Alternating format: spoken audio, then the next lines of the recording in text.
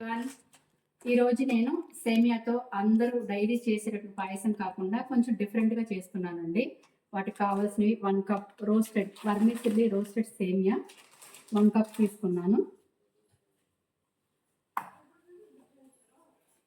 Cashew nut బాదం 2 కలిపి వేయించుకున్నాను. Dry coconut తురుమండి, dry coconut తురుము 1 cup brown sugar,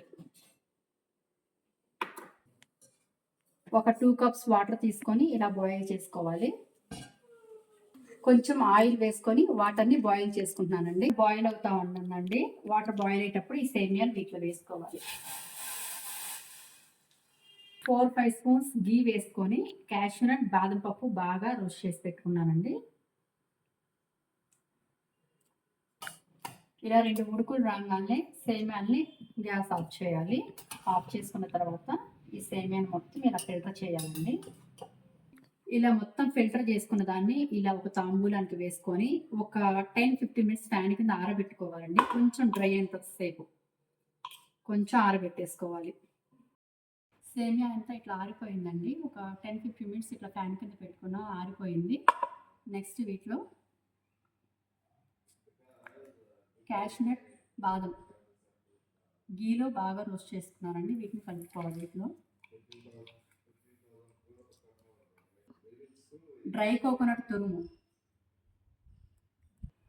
brown sugar 1 cup,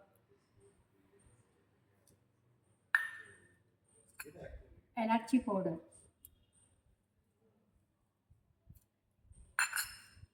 one spoon గీ,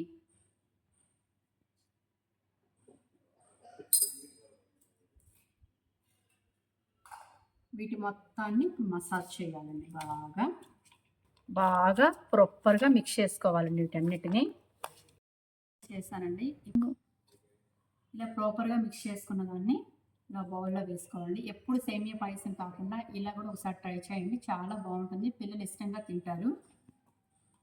once again అందరికీ happy mothers day. ఈరోజు మా పాప బర్త్డే అండి. మా పాప బర్త్డే కూడా అందుకని ఈ స్వీట్ చాలా ఇష్టం మా పాపకి, అందుకని చేస్తున్నానండి. మా పాప బర్త్డే సందర్భంగా కూడా ఈ స్వీట్ చేస్తున్నాను. మా పాపకు కూడా అందరికి బ్లెస్సింగ్స్ కావాలి. అందరూ విష్ చేయండి. అందరికీ happy mothers day. Subscribe, like, comment, share Anu Nivas YouTube channel.